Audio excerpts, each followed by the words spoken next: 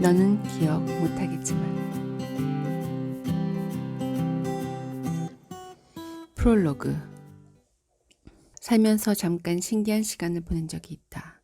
흩날리는 눈 속 뿌옇게 흐려진 세상에서 우두커니 선 그에게 나는 이렇게 말했다. 내가 사신 아르바이트를 하던 때의 이야기야. 이 아르바이트는 최악이지. 시간의 수당은 안 나와. 교통비도 없어. 아무렇지도 않게 이른 아침부터 불러내지. 게다가 유령 같은 사자를 저 세상으로 보낸다는 상식 밖의 일을 시켜. 무엇보다 시급이 300엔이야. 300엔이라고. 어이없는 수준을 넘어서 웃음이 날 정도지. 정말로 대먹지 못한 아르바이트라니까. 하지만 말이야. 그래. 하지만 그래도 너한테 이 아르바이트를 추천할게. 묘비처럼 우두커니 선 그에게 나는 생명을 불어넣는다. 이 아르바이트는 최악이었다. 그러나 동시에 소중한 무언가도 붙잡을 수 있었다. 내 앞에서 사라져간 많은 사람들, 모두가 빛나는 희망을 주었다. 알아주었으면 해. 이 세상에 멋진 사람들이 있었다는 것을. 분명 아무도 들어보지 못한 이야기. 흩날리다 사라지는 눈 같은 이야기. 그걸 지금 너에게 전할게. 눈 속에서 나는 기억의 한 페이지를 넘겼다. 1장. 사신 아르바이트. 그럼 널 사신으로 채용할게. 뭐?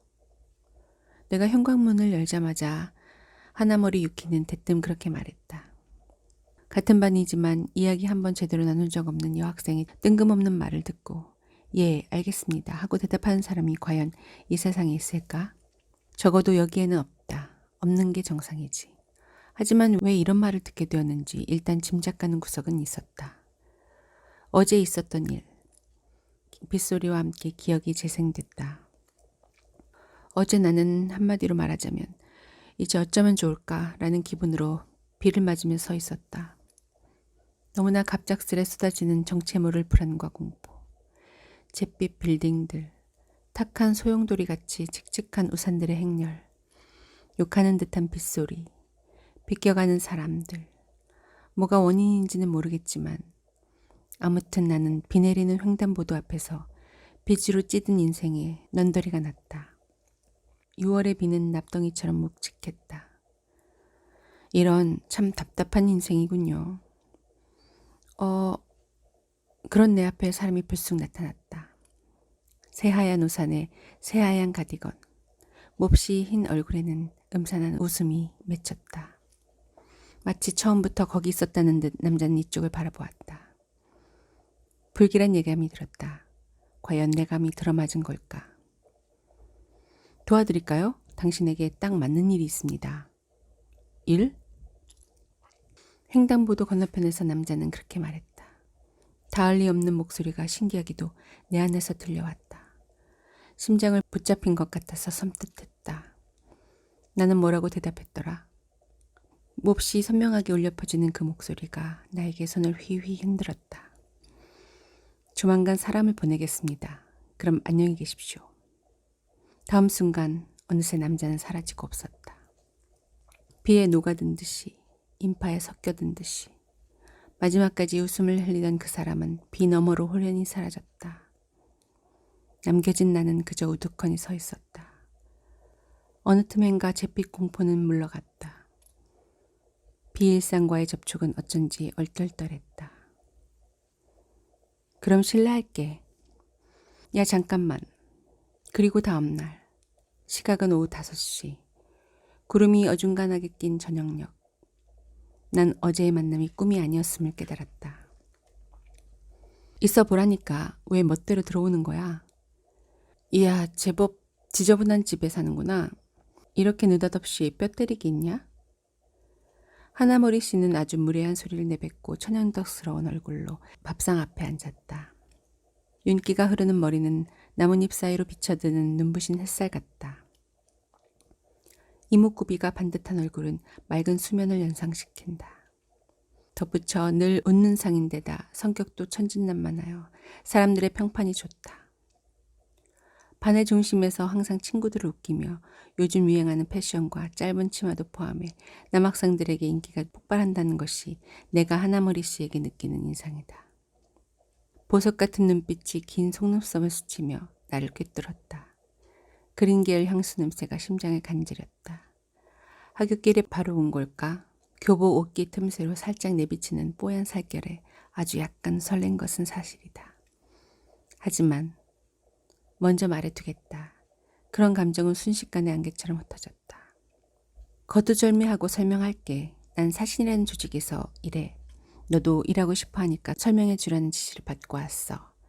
일단 우리 목적은 미련이 남아 이 세상을 떠나지 못하는 사자를 저 세상으로 보내는 거야. 그리하여 사람들을 행복으로 가득 채우고 사회를, 더 나아가 세계를 행복하게 만든다는 이념 아래 일하고 있어. 행복이야말로 인류의 희망. 행복이야말로 존엄한 희망의 빛. 그걸 실현하는 게 우리의 등등. 그 후로도 행복이 어떻고 행복이 저떻고 하며 전혀 마음에 와닿지 않는 행복론을 펼쳐댔다. 이런 상황에서 품을 생각은 당연히 하나밖에 없다. 아, 완전히 잘못 걸렸네. 그게 생각해봐라. 빚에 쪼들려 졸업도 위태로운 고등학생 앞에 몹시 수상한 남자가 나타나는가 싶더니 다음 날에는 미인 동급생이 어딘지 가르쳐주지도 않았는데 집으로 찾아와 행복론을 속사포처럼 쏟아댄다. 이건 두말할 것도 없이 그건 그렇고 이 항아리 말인데 단돈 20만 원에 행복을 가져다 준다니까? 라는 패턴이겠지. 선글라스를 쓴 패거리가 연립주택 주변을 둘러싸고 있으면 100%다. 교실에서와 다름없이 촐랑거리며 행복론을 난사하는 하나머리 씨에게 경계심을 품는 게 당연하다. 설마 동급생이 수상한 종교에 빠졌을 줄이야. 그런 마음이 얼굴에 드러나기라도 한 걸까? 사쿠라, 내가 위험하다고 생각하는구나. 아니, 딱히 그런 건 시침이 떼기는 얼굴에 다 쓰여 있어. 드러난 모양이다. 이거 실례했군. 하나머리 씨는 기분 나빠하는 기색도 없이 네 마음은 이해해. 처음에는 나도 그랬거든. 하고 깔깔 웃으며 예상 외의 물건을 꺼냈다. 어떤 의미에서는 항아리나 그림이 나왔을지도 모르겠다. 그럼 이 서류에 서명과 날인을 부탁해. 서류? 고용계약서야. 계약서란 말이지. 이 서류에 날인하는 순간 사쿠라는 사신 아르바이트로 채용돼. 기간은 반년, 근무지는 이 동네 부근. 내가 선배 사수로서 지도를 맡을 거니까 잘 부탁해. 아, 덧붙여 급료는 일당을 먼저 지급할 거야. 질문 있어? 사신 아르바이트. 따라 말하면서 망설였다. 안다. 이런 수상한 서류에 사인하면 안 된다는 것쯤은. 분명 조그마한 글씨로 항아리를 20만 엔에 구입이라는 함정을 파놓았으리라는 것도. 하지만 아르바이트와 채용이라는 말에 크게 혹했다. 질문해도 될까? 물론이지. 사신 아르바이트라는 거 시급은 얼만데? 300엔. 제정신이야? 무심코 폭언을 내뱉자 하나머리 씨는 받아쳤다. 좋은 반응이야, 사쿠라. 너 재미있다. 아니, 뭐가 재미있다는 거야. 300엔이라니. 웃어 넘길 일이 아니라고. 이 시점에서 마음을 접어도 됐겠지만 혹시나 몰라 질문을 계속했다. 근무 시간은? 학생은 하루 4시간. 뭐 근무 시간이 있으나 마나지만. 잔업이 있어? 경우에 따라 조기 출근도 있고 잔업도 있어. 시간의 수당은? 없는데. 뭐? 시간의 수당은 없다고. 한 푼도? 덧붙여 근무 스케줄은 조정 불가능. 교통비는? 노. 복리후생은? 노. 보너스? 당연히 노. 유급휴가? 노. 아이고 골치야. 텔레비전에 보도되는 악덕 기업이 천국으로 보일 만큼 열악한 조건. 이거야말로 진정한 악덕 기업이라 할 수 있겠지. 과연 자칭 사신답다. 웬만한 악덕 사장은 명함도 못 내밀겠어. 과연 채용할 마음이 있기는 한지 의심스러운 하나머리 씨를 보고 있자니 도리어 웃음이 났다. 이런 조건으로 아르바이트를 하려는 사람이 있겠냐는 의미도 포함해서다. 그런 내게 더 황당한 조건을 제시하다니 대단하다고 할 수밖에. 조건은 최악이지만 근무기간을 채우면 어떤 소원이든 딱 하나 이루어지는 희망을 신청할 수 있어. 그것만 유념해둬. 어휴. 덧붙여진 이야기에 그렇게 대꾸했다. 아니 진짜로 어휴라는 말밖에 안 나온다. 뭐야 생뚱맞게 희망이라니. 아주 멋진 조건처럼 소개해본들 사신이며 300엔으로 가득 찬 머리에 그게 들어올 리 있나. 정말 어떻게 반응해야 할지 난감하다. 내가 완전히 정신이 나간 게 아닐까 의심할 때가 됐는데. 아니라니까. 그래? 진짜로? 이렇듯 이러지도 못하고 저러지도 못한 채 시간만 잡아먹었다. 이제 할 이야기가 다 떨어진 걸까? 하나모리 씨는 그것보다 어제 개그 프로그램이 요즘 코미디언은 옛날에 비해 나 같으면 그 장면에서 팬티 한 장 차림으로 등등 정말로 쓸데없는 잡담을 시작했다. 팬티 한 장이라니. 그리고 믿든 말든 네 마음이야. 내가 해줄 말은 그게 다야. 그럼 이만 가야겠다. 내일도 같은 시간에 올게. 다음 주에 보자. 라는 말을 남기고 폭풍처럼 사라졌다.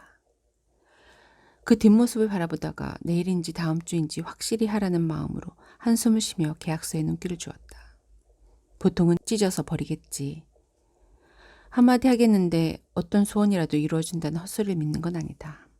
어차피 이렇게 험난한 아르바이트를 반년이나 계속했으니 앞으로 어떠한 고난도 극복할 수 있는 긍정적인 마음, 즉 희망이 생긴 거나 마찬가지라는 덜 떨어진 소리나 할 테니까. 그런 헛소리에 혹한 것이 아니다. 하물며 수상한 종교를 믿겠다는 것도 예쁜 동급생에게 홀랑 넘어간 것도 아니다. 다만 즉시 채용, 선지급, 여기에 너무 마음이 끌렸다. 사실 아르바이트라.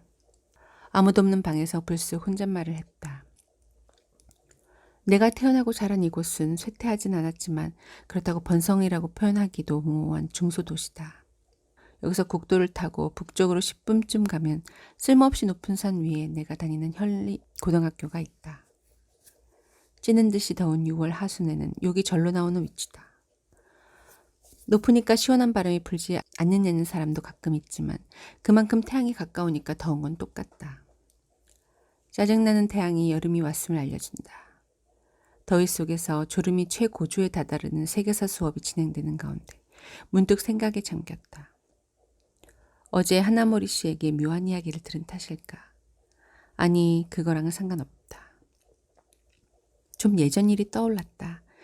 내 인생이 어쩌다 이렇게 됐담. 한숨과 함께 투덜거렸다. 지금이야 이렇듯 의욕 없이 구제불능 상태지만 옛날부터 그랬던 건 아니다. 오히려 어릴 적에는 나름대로 장래를 촉망받는 소년이었다. 초등학생 시절 나는 빠른 발을 살려 축구부에서 활약했다. 학교는 공부하는 곳이라지만 운동을 잘하는 학생이 잘 나가는 곳이기도 하다. 당시 나는 반 중심에 서서 충분히 행복하다 할 만한 나날을 누렸다. 내 입으로 말하기는 그렇지만 여학생에게도 인기가 있었다. 중학생 때는 동아리 매니저와 사귄 적도 있다. 서로 집이 가까워서 같이 등하교했다. 커서 결혼하면 정말 좋겠다고 생각했다. 그런 생각을 예사롭게 할 만큼 자신감이 넘쳤다. 자만심이 아니다. 걔도 나를 나름대로 마음에 품고 있었을 테니까. 행복해지리라고 믿었다. 의심의 여지가 없었다. 하지만 내 인생은 실질적으로 거기까지였다. 15살에 뼈저리게 느꼈다. 행복이란 잃고 나서야 깨닫는 법임을. 중학교 3학년 때 어떤 이유로 다리를 다쳐 달릴 수 없게 된 것이 시작이었다. 그때부터 불행의 연속이었다. 말해봤자 재미없으므로 자세한 이야기는 생략하겠지만 지금으로부터 1년 전쯤 회사를 경영하던 아버지가 터무니없는 사고를 쳐서 체포됐고 신용을 잃은 회사는 도산했다. 부모님은 이혼했고 어머니는 외갓집으로 돌아갔다. 남은 건 죽을 상으로 아득바득 일하는 아버지와 막대한 빚뿐이다. 내 인생은 단숨에 점심값도 아껴 써야 하는 수준으로 전락했다. 그 때문일까? 계약서라. 아무에게도 들리지 않도록 작게 중얼거렸다. 아버지가 평범한 사람이었다면 이 정도는 아니었으리라. 하지만 회사를 차리기 전에 정치가로 활동해 나름대로 유명했기 때문에 아들인 내가 받는 피해는 막심했다. 경영자들은 위험을 싫어하므로 나는 아르바이트 면접을 보는 족족 떨어졌다. 다리를 다친 탓에 힘쓰는 일을 못하는 것도 감점 요소였다. 온갖 걸 다 팔아서 돈을 마련해도 저금은 줄어들기만 했다. 대학은 이미 포기했지만 하다못해 고등학교만이라도 졸업하자 싶어 계산기를 두드리는 나날. 그런 상황에서 나는 꼭 목돈이 필요했다. 아니, 꼭은 아니다. 없으면 없는 대로 처님하겠지. 하지만 가슴속 뭔가에 매듭을 짓기 위해 돈이 필요했다. 10만 원은 바라지도 않는다. 하다못해 5만 원이라도 벌 수 있다면. 이유를 들으면 대부분 그런 일로? 하고 말하겠지만 그래도 개인적으로 5만 원이 필요한 이유가 있었다. 아무리 생각해도 수상한 종교다. 행복을 연호하는 사람 중에 제대로 된 작자는 없다. 게다가 하필 사신이다. 행복이랑은 정반대 아닌가. 하지만 사이비 종교든 뭐든 조금이라도 벌 수 있다면 내 건전한 식견과 판단을 애써 억눌렀다. 하나머리 씨가 권유했다는 점에도 영향을 받았는지 모른다. 아는 사람이 있으면 그래도 좀 든든하다. 게다가 아버지가 체포된 후 동급생과 거리가 생겼는데 먼저 말을 걸어주어서 실은 조금 기뻤다. 쉬는 시간에 문득 아사스키 시즈카와 눈이 마주쳤다. 아사스키는 검은 머리를 하늘거리며 손을 살짝 흔들어 주었다. 한순간 가슴이 철렁하여 아무도 모르게 살며시 손을 들었다. 아사스키는 다정함과 수줍음이 담긴 미소로 응했다. 잊어버리고 있던 마음속 한 부분이 뜨끔 쑤셨다. 어릴 적에는 성공하리라 믿어 의심치 않았다. 난 특별하다고 믿었다. 그 믿음은 일단 적중했다고 할 수 있겠지. 난 특별했다. 특별하게 변변치 못한 인생을 살고 있다. 창밖 하늘을 올려다보다 호주머니에서 계약서를 꺼냈다. 혹시나 불리한 조항은 없는지 한 번 더 확인하고 깔끔하게 접어서 다시 호주머니에 넣었다. 바로 찢어버리지 않은 시점에서 답은 나왔는지도 모르겠다. 필요한 건 틀리지 않은 판단이라고 스스로를 설득할 시간이었다. 그걸 생각한다는 말로 달리 표현했을 뿐이다. 결국 나는 계약서에 사인했다. 오후 5시경 학교에서 돌아와 우편함에 아무것도 들어있지 않다는 사실에 탄식하며 그리고 덥다 더워 비와코 호수가 다 말랐을 때만큼이나 덥네 하고 가슴께를 펄럭이며 찾아온 하나모리에게 계약서를 건넸다. 비와코 호수가 도대체 언제 말랐다는 거냐.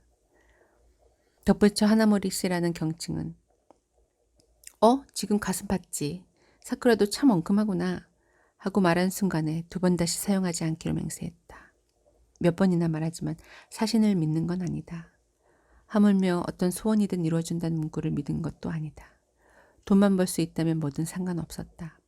여차할 때는 그만두면 된다는 생각도 한몫했다. 여기 1200엔. 하지만 가슴을 봤으니까 1150엔으로 깎아야겠다. 싸네. 나도 모르게 줄 뻔했어. 농담은 접어두고 손에 쥔 첫 일당은 1200엔이다. 당장 오늘부터 시작이다. 그건 놀랍지 않다. 그것보다 일당을 제대로 지불해서 안도했다. 동시에 드디어 괴상한 아르바이트에 뛰어들었다는 사실에 조금 불안해졌다. 과연 고등학생 둘이서 대체 무슨 일을 한다는 걸까? 이러저러하여 집을 출발해 현재 이동 중. 아무래도 직장은 걸어서 갈 수 있는 거리인가 보다. 슬렁슬렁 걷는 내 옆에서 하나머리가 어제 저녁에 튀김 먹었는데 김튀김은 앞에서 익으나 뒤에서 익으나 똑같아 하고 전혀 상관없는 이야기를 늘어놓았다. 유감스럽게도 정말 흥미가 없었으므로 그러게 하고 맞장구만 치고 말았다. 하나머리 유키. 다시금 소개하자면 역시 남녀를 불문하고 다들 좋아하는 인기인이라는 한마디로 족하다. 고등학교에서 처음 안면을 튼 여자애. 2학년 때 같은 반이 되었다. 아이들과 잘 어울려 교실에서 겉도는 나에겐 손이 닿지 않는 그림의 떡. 남학생들이 오늘은 브래지어가 비쳐 보일지 말지를 두고 수군거리는 걸 들은 적이 있는 정도다. 늘 웃는 상이고 유머가 넘치며 무엇보다 예쁘다. 오늘도 교실에서 아이들에게 둘러싸여 즐겁게 모두를 웃겼다. 어제의 그건 뭐였을까 싶을 만큼 평소와 똑같았다. 예상한 바였지만 나에게 말을 걸지도 않았다. 걸어도 난감했겠지만 그건 제쳐두고 사실은 이야기 한번 제대로 나눈 적 없으면서 나는 하나머리가 거북하다. 왜냐고 물어도 답이 궁하다. 스스로 생각하기에도 참 실례다 싶다. 하지만 이렇게 눈을 똑바로 쳐다보는 여자를 보면 어쩐지 속사정이 있을 것 같다. 어머니와의 추억이 영향을 준 걸까? 실제로 속사정이 있다고 봐야겠지. 이렇게 이상한 아르바이트를 권했으니까. 그리고 한 가지 더. 야, 사쿠라. 응? 나 좋아해? 뭐야, 갑자기. 난임쯤 되면 남학생을 사랑의 포로로 만든다는 건 일도 아니거든. 제 입으로 인기 있다고 자랑하는 사람 중에 제대로 된 인간은 없다. 판단 근거는 내 감이다. 싫어하진 않지만 특별히 좋아하지도 않는데. 그렇구나. 역시 아사스키를 좋아하나 보네. 응? 모를 줄 알았어? 야, 너 무슨...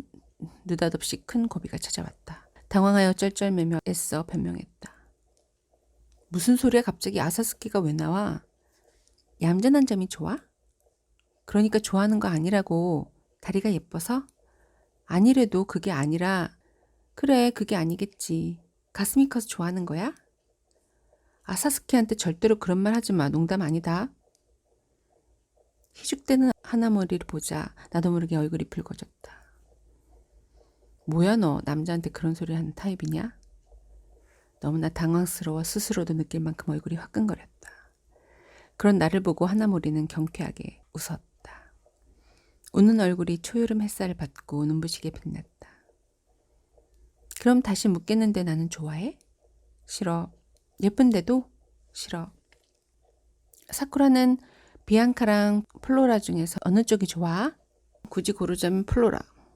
아사스키는 플로라를 닮았지?